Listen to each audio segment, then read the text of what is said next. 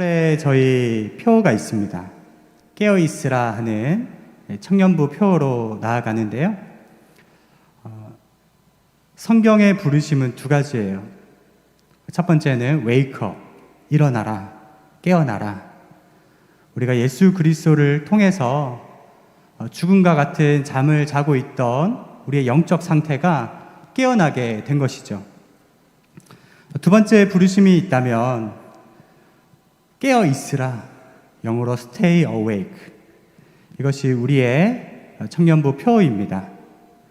영적으로 잠들기 쉬운 이때에 오늘 왼쪽에 있는 말씀처럼 주님의 말씀으로 날마다 1시간 기도로 또 사랑과 섬김으로 깨어있는 청년부 지체들이 되시기를 축복합니다. 함께 기도하고 말씀 듣겠습니다. 하나님 아버지, 성령 하나님께서 말씀 듣는 이 자리 가운데 함께 해주시고 주를 경외함으로 예배드리는 자녀들 은혜로 붙들어 주시기를 원합니다. 말씀을 맡은 종을 통해 증거되는 말씀이 바로 전달될 수 있도록 인도하여 주시고 마음문을 열고 말씀을 받을 수 있는 시간 될 수 있도록 함께하여 주시옵소서. 예수님의 이름으로 기도드립니다.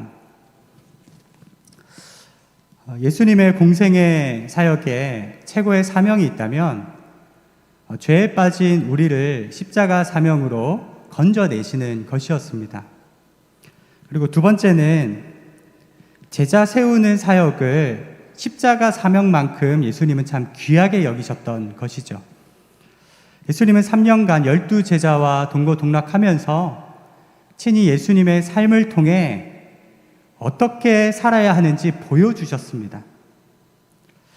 이제 교회 안에서 서로 가까이 하면 부담되고 실망되기 때문에 적당한 거리를 두며 피상적으로 신앙생활하는 청년들, 성도들이 많아지고 있죠. 그렇게 10년, 20년 교회 마당만 밟고 왔다 갔다 하다 보면요, 영적 성장을 이루기가 참 어렵다는 것입니다.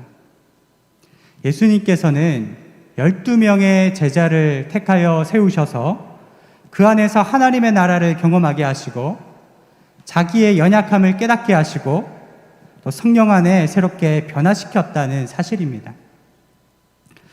여러분, 우리가 소그룹 공동체 없이 개인주의적으로 신앙생활 한다면 세월이 갈수록 병든 신앙이 될 수밖에 없다는 것입니다. 건강한 신앙생활은 모이기를 패하는 것이 아니라 모이기를 힘쓰는 것입니다. 비록 우리가 코로나 시대에 살아가고 있지만 여러분, 지혜롭게 마음을 합하고 영적으로 하나 되는 우리 청년부 되기를 주님의 이름으로 축원드립니다. 예수님이 제자들을 세우신 중요한 영적 원리가 있는데요. 말씀을 읽겠습니다. 누가복음 6장 12절 13절 함께 읽어보겠습니다. 시작. 이때 예수께서 기도하시러 산으로 가사 밤이 새도록 하나님께 기도하시고 밝음에 그 제자들을 부르사 그 중에서 12를 택하여 사도라 칭하셨으니, 예수님께서 제자들을 세우실 때 밤새 기도하고 아침에 제자들을 부르셨다라고 나와 있죠. 여러분, 직장 생활이나 학교 생활에 있어서 고민거리가 무엇입니까? 주로 관계 문제이지 않습니까? 일은 그렇게 어렵지 않은데 관계가 불편하면 그것만큼 어려운 게 없습니다. 상하좌우 관계를 보며 예수님처럼 기도한다면요, 하나님께서 새로운 관계의 지평을 넓혀가실 줄 믿습니다. 무슨 일을 하든 기도하고 하면요, 결과가 안 좋아도 후회가 없어요. 그런데 기도하지 않고 한 일은 사람 보기에 결과가 좋더라도 후회가 남는 법입니다. 예수님께서 삶을 통해서 보여주신 것은 삶의 가장 최우선순위는 기도라는 사실입니다. 예수님은 제자 세우기 전에 기도하셨고, 또 성경을 보면요, 제자를 양육하시는 그 순간순간마다 새벽 기도하시고 철야 기도하시고 시시때때로 기도하셨다는 사실이죠. 여러분, 기억하십시오. 기도하는 만큼 사랑할 수 있습니다. 사랑하는 만큼 기도하는 것입니다.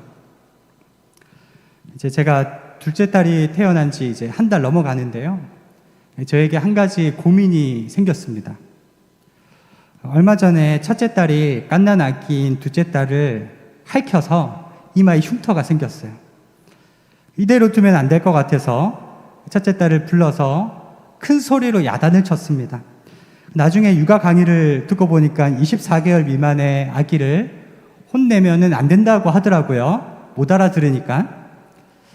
근데 첫째 딸이 마음은 언니로되 육신이 연약하여 자꾸 둘째를 보면 손이 나가는 것 같더라고요. 제가 이제 큰 소리로 야단을 치고 나서 어떻게 해야 될까 굉장히 갈등이 되었어요. 그리고 그 첫째 딸을 꼭 안아주며 기도해 주었습니다. 내가 널 혼냈지만 사실은 아빠 마음이 더 아파라고 얘기했어요. 그때부터 이 딸이 저를 보면은 그렇게 얘기하는 거예요. 아빠 마음 아파. 아빠 마음 아파. 첫째 딸도 알더라고요. 부모로서의 연약함이 있지만 함께 기도함으로 싸맬 수 있는 시간이 되었고 또 기도로 사랑을 표현할 수 있다는 것을 알게 되었어요. 예수님은 제자들을 세우실 때 그들의 미래를 보고 세우셨지만 3년 동안 동고동락하면서 속 썩을 일이 얼마나 많았을까요?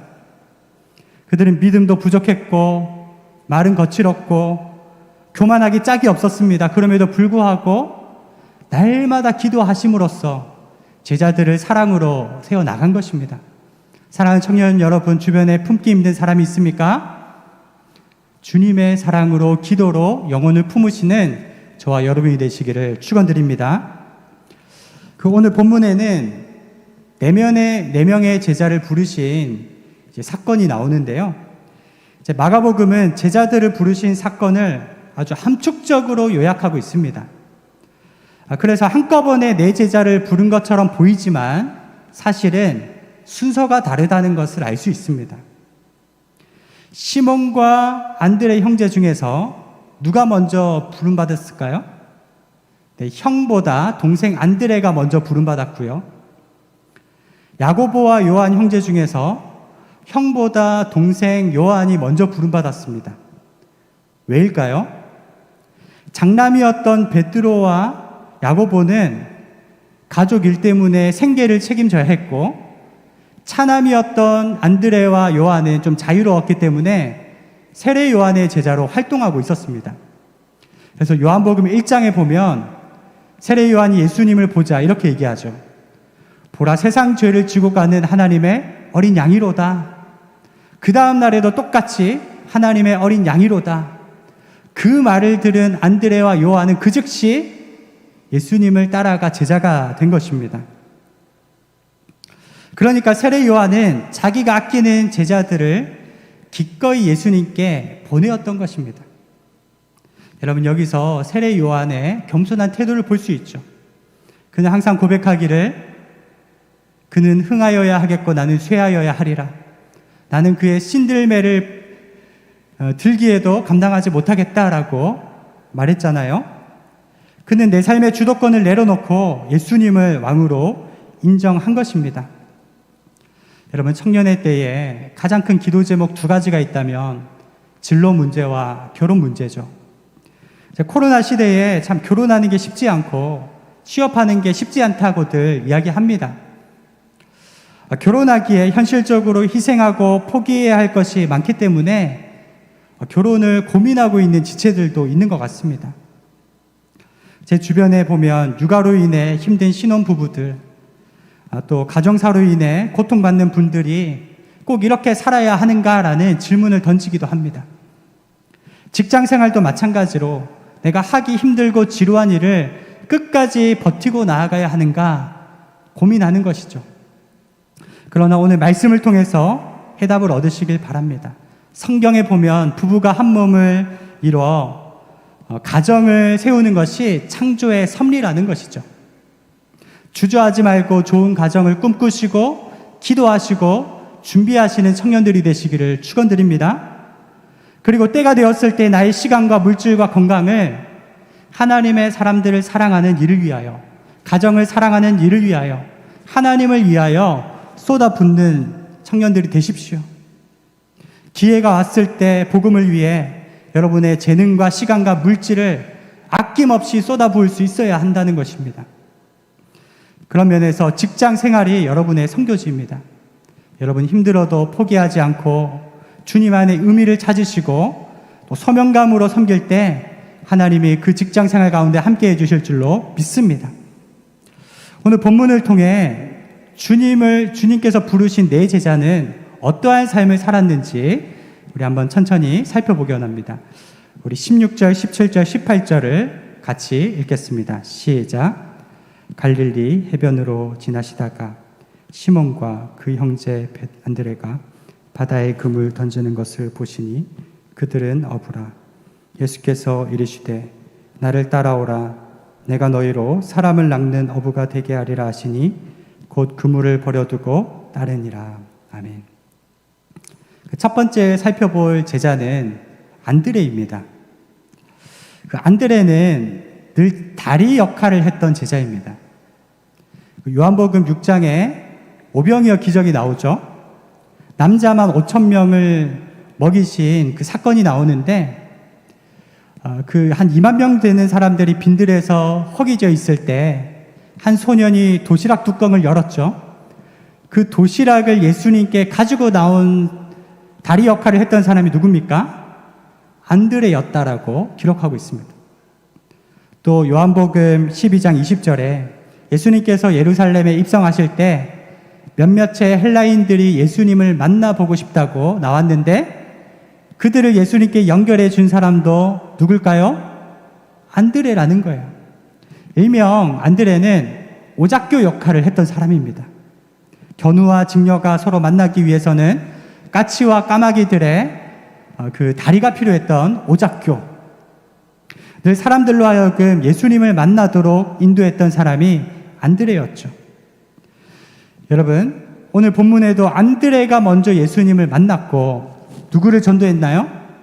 자기 형 시몬 베드로를 전도했던 것입니다. 그가 비록 큰 인물은 아니었지만 큰 인물을 예수님께 데려 나온 것입니다. 안드레는 수제자 그룹에도 들지 못했지만 늘 묵묵히 그의 형을 지원해주고 서포트해줬던 사람입니다. 여러분, 안드레의 역할이 참 큽니다. 한번 따라해 주세요. 안드레의 마음으로 살자. 이제 모두가 다 여호수아처럼 리더가 될 수 없지만 여호수아 옆에는 갈렙이 있었어요.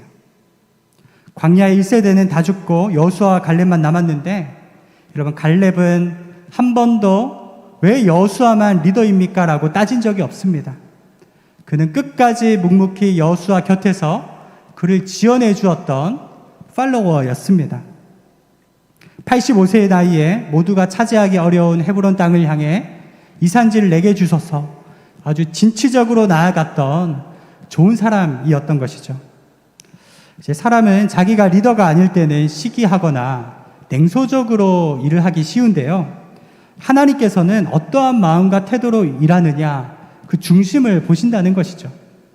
우리 전도서 9장 11절 후반절인데요. 한번 같이 읽어볼까요?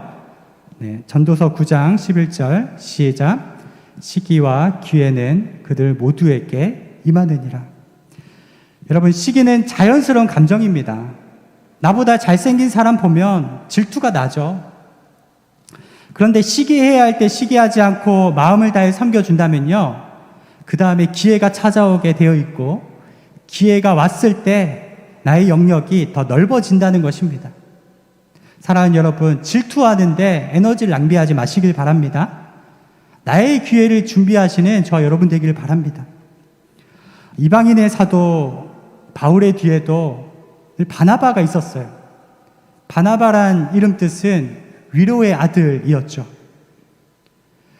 예수 믿는 사람을 핍박하던 바울을 누구도 만나려고 하지 않을 때 바나바가 나서서 그를 변호해주고 선교팀에 끼워주고 또 여러 가지로 격려해 주었던 것을 볼 수 있습니다.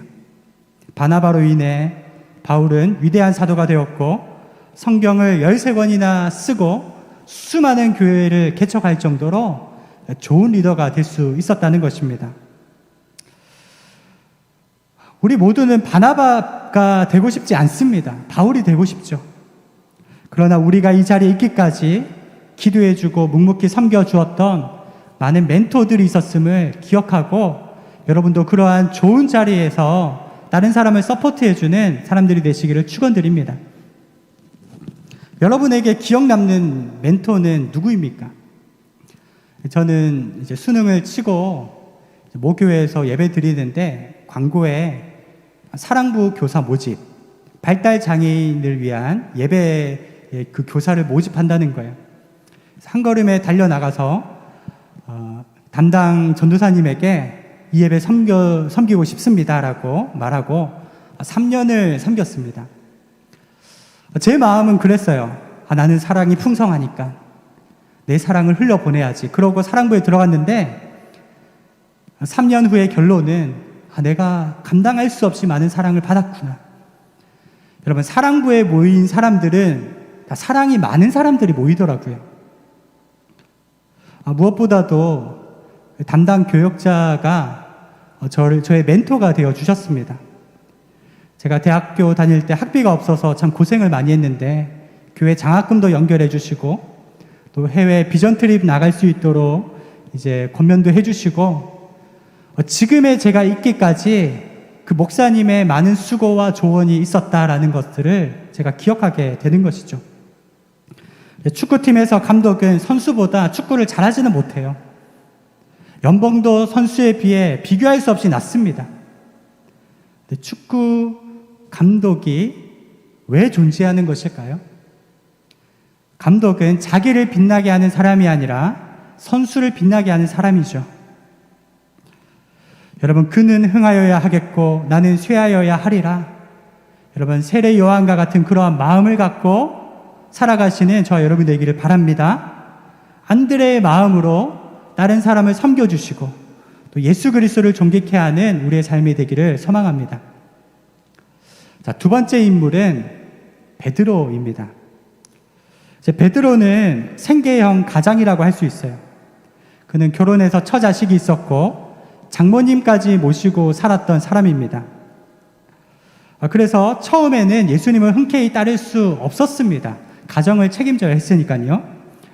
그러나 예수님께서 전략적으로 베드로에게 접근하시는 것을 볼 수 있는데요. 우리 누가복음 5장 3절 4절을 같이 읽어보겠습니다. 시작. 예수께서 한 배에 오르시니 그 배는 시몬의 배라. 육지에서 조금 떼기를 정하시고 앉으사 배에서 무리를 가르치시더니 말씀을 마치시고 시몬에게 이르시되 깊은 데로 가서 그물을 내려 고기를 잡으라. 아멘. 베드로는 하루 벌어서 하루 사는 그러한 인생이었습니다. 그날도 물고기 한 마리 못 잡고 우울한 마음으로 그물을 씻고 있는데 그때 예수님이 오셔서 배를 좀 빌린 거예요. 그리고 많은 청중에게 말씀을 가르치시고 뭐라고 하시죠? 베드로야, 깊은 데로 가서 그물을 던져라. 여러분, 이 말씀은 참 순종하기 힘든 말씀입니다. 왜냐하면 그물을 다시 던지게 되면 그물을 다시 씻어야 하기 때문에 얼마나 번거로운 일인지 모릅니다.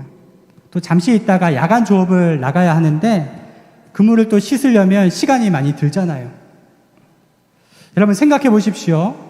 목수일이나 하고 나이도 10살 정도 어린 예수님이 이렇게 얘기하는데 자존심 상하는 일 아니겠습니까? 그럼에도 불구하고 베드로는 선생님의 말씀에 의지하여 그물을 던지겠습니다. 그대로 순종하게 되었고요. 그물이 찢어질 정도로 많은 물고기를 잡았습니다. 그리고 모든 것을 버리고 예수님을 따랐다는 내용입니다. 가족의 생계와 안정적인 삶과 자신의 미래와 모든 것을 내려놓고 예수님을 따랐는데요. 자기 목숨을 내놓을 각오로 예수님을 쫓았던 것을 볼 수 있습니다. 그는 3년 동안 열정이 있었고 리더십이 있었고 마음을 다해 예수님을 섬겼죠. 그런데 예수님이 십자가 지기 전날에 너희가 나를 배반할 거야 라고 말씀하셨죠. 그때 그는 모두 예수님을 버려도 나는 절대로 주님을 버리지 않겠습니다. 허언장담했건만 어떻게 되었습니까? 새벽 다굴기 전에 3번이나 예수님을 부인했습니다. 그리고 심각한 슬럼프에 빠졌죠. 그때 예수님이 찾아와서 요한의 아들 시몬아, 내가 나를 사랑하느냐? 그렇게 물으십니다. 여러분, 그때 당시에 이력서는 뭐냐면 아버지 이름이에요. 부친의 이름을 부른다는 것은 그 사람의 백그라운드를 얘기해 주는 것인데, 근데 사실 베드로는 백그라운드가 없는 사람입니다. 아버지가 일찍 돌아가셨다라고 추정하고 있고, 그는 학력도 인맥도 아무것도 없는 사람인데, 예수님은 2번이나 요한의 아들 시몬아, 내가 나를 사랑하느냐? 내가 너로 사람 낚는 어부가 되게 하리라. 그때도 말씀하셨고, 좌절에 있을 때도 요한의 아들 시몬아, 내가 나를 사랑하느냐? 다른 사람들은 다 나를 무시해도 예수님만큼은 인격적으로 대우해 주시고 그의 미래를 보시고 격려해 주신 것입니다. 베드로를 볼 때마다 얼마나 위로가 많이 되는지 모릅니다. 사랑하는 여러분, 하나님께서 베드로를 쓰셨다면 저와 여러분도 귀하게 사용하여 주실 줄 믿습니다. 왜냐하면 베드로는 학력도 경력도 지적 능력도 언변의 능력도 필력도 아무것도 없는 nothing이었어요. 왜 그런 사람을 수제자로 초대교회의 수장으로 사용하셨을까요? 백지 상태에 있었기 때문입니다. 무능한 자를 들어서 유능한 자를 부끄럽게 하시는 하나님의 능력이 나타난 것이죠. 여러분, 저와 여러분이 베드로처럼 그렇게 큰 하나님의 은혜를 받은 사람들인 줄 믿습니다. 세 번째는 야고보인데요. 우리 19절, 20절 말씀을 같이 읽겠습니다. 시작. 조금 더 가시다가 세베대의 아들 야고보와 그 형제 요한을 보시니 그들도 배에 있어 그물을 깁는데 곧 부르시니 그 아버지 세베대를 품꾼들과 함께 배에 버려두고 예수를 따라가니라. 아멘. 이제 베드로가 생계형 장남이었다면 야고보는 갈릴리 조합 회장 아들, 엄친아 느낌의 사람이었습니다. 예수님을 따를 때 아버지 세베대를 품꾼들과 함께 버려두고 따랐다. 그 세베대의 집안은 좀 유력한 집안이었던 것 같습니다. 둘째 요한이 예수님이 십자가 지실 때 끝까지 따를 수 있었던 것은 대제사장의 집안과 연줄이 있었다라고 나와 있거든요. 그러니까 세베대의 집안은 지역 유지 정도 되는 가문의 장남이었던 것이죠. 그러한 가업을 다 내려놓고 예수님을 따랐던 사람이 야고보였습니다. 그런데 그들은 분노와 혈기가 많았던 것을 볼 수 있죠. 누가복음 5장 53절 이하에 보면 예수님께서 사마리아 앞을 지나가시다가 마을로 들어가려고 했을 때 사마리아 사람이 거부했습니다. 들어오지 못합니다. 그때 야고보와 요한이 뭐라고 하죠? 주여, 하늘에서 불이 내려 저들을 다 멸하라 명하리이까? 라고 할 정도로 아주 분노가 있고 다듬어지지 않았던 제자들입니다. 그뿐만이 아니라 마태복음 20장 20절에는 야고보와 요한의 어머니가 예수님께 와서 주님께서 영광 가운데 계실 때 하나는 주의 우편에 하나는 주의 좌편에 앉게 해주십시오라고 치맛바람으로 청탁하는 장면이 나오죠. 실제로 그들은 어떤 세상적인 욕심과 욕망이 있었던 사람들이었습니다. 그때 예수님께서 너희는 내가 마시려는 잔을 마실 수 있느냐라고 질문하고 네, 저희가 당연히 마실 수 있습니다 라고 대답하죠. 너희가 고백한 대로 그 잔을 마시려니와 나의 좌우편에 앉는 것은 하나님께서 정하실 것이다 라고 말씀하십니다. 예수님의 그 예언의 말씀대로 사도행전 12장에 보면 야고보는 12제자 중에서 첫 번째로 순교합니다. 헤롯 대왕에 의해서 참수형을 당하는 것을 볼 수 있습니다. 원래 야고보는 불같은 사람이었고 야망이 있었고 1인자가 되기를 좋아했던 사람이었지만 예수님을 만나고 그의 인격이 변화되었던 것이죠. 뿐만 아니라 하나님 나라를 위해 하나님의 미랄처럼 죽어서 수많은 생명을 살리는 그러한 인생을 살다가 하나님 품으로 간 것입니다. 마지막 네 번째는 요한인데요. 제가 요한하고 좀 비슷한 것 같아요. 속 좁은 사람입니다. 트리플 A형 유형입니다. 요한복음 9장 38절 같이 읽어볼까요? 시작. 요한이 예수께 여짜오되 선생님, 우리를 따르지 않는 어떤 자가 주의 이름으로 귀신을 내쫓는 것을 우리가 보고 우리를 따르지 아니하므로 금하였나이다. 아멘. 이 말씀 한 절에 우리라는 단어가 몇 번 나오죠? 3번이나 나옵니다. 우리 그룹 안에 있으면 우리 편이고 우리 그룹이 아니면 배척의 대상이라는 것입니다. 이것을 사회학적인 용어로 게토화라고 하는 것이죠. 우리 안에서는 신앙이 뜨겁고 은혜가 넘치는데 외부에서 우리 안에 들어오려고 하려면 그 벽이 높아서 들어오지 못하는 것이죠. 혹시 우리 청년부 안에 이러한 게토화 현상이 있지는 않습니까? 요한이 예수님을 만나고 어떻게 변화되죠? 요한 1, 2, 3서를 보면 그는 평생 한 번도 화를 내지 않을 것 같은 사랑의 사람으로 변화됩니다. 그렇게 성격이 급했던 사람이 침착하고 관찰력이 예리하고 분별력이 있는 사람으로 변화되죠. 여러분, 요한복음은 요한의 나이 90대 때 쓴 복음서인데 20대 초반의 일까지 생생하게 기록되어 있습니다. 굉장히 디테일하죠. 하나님께서 그를 아름답게 쓰셨던 것입니다. 초대교회사에 있어서 베드로가 사도행전의 역사를 시작했다면 그 사도들의 행적을 마무리했던 사람이 요한입니다. 요한계시록을 통해서 소아시아의 교회들을 격려하고 또 아름답게 세웠던 사명을 감당했던 것이죠. 여러분, 오늘의 네 제자를 살펴봤는데 그들의 뜨거운 삶만큼이나 그들의 죽음 또한 너무나 아름다웠습니다. 베드로는 로마로 가서 십자가에서 거꾸로 달려서 순교했고요. 사도행전 12장의 야고보는 칼에 참수형 당해서 죽었고요. 요한은 90대까지 반모섬에 유배되어서 외롭게 그의 생애를 보냈고요. 안드레도 순교했습니다. 여러분, 그들이 다 우울하게 죽었을까요? 그 한 가지 단적인 예를 안드레의 죽음을 통해서 좀 밝혀드리고자 합니다. 이제 전승에 의하면 AD 69년에 소아시아 그리스에서 안드레가 선교했는데요. 그때 아가야 총독에게 복음을 증거했습니다. 근데 그의 마음이 완악해서 끝까지 듣지 않는 것입니다. 그렇지만 총독의 아내와 아들이 예수님을 믿게 되었고요. 총독의 동생은 그리스 지역의 주교, 목사님이 된 거예요. 그 사실을 알고 이 총독이 너무 화가 나서 기둥에다가 안드레를 매달아 놓고 창으로 찔러 죽이려고 하는 것입니다. 아직 숨이 붙어있는 안드레를 내려다가 십자가에 X자형으로 매달아서 죽였습니다. 그가 죽기 전에 이런 말을 남겼죠. 한번 띄워주시겠습니까? 내가 배웠고 내가 사랑했고 지금도 내 안에 계신 그리스도의 수여, 나를 받으소서. 당신의 영원한 나라에서 안식을 누리게 하소서. 사랑하는 여러분, 예수님의 사람은 살아도 하나님의 나라를 바라보며 이 세상을 사는 사람이고요. 죽어도 기쁨 가운데 하나님의 나라를 바라보며 죽는 사람들인 줄 믿습니다.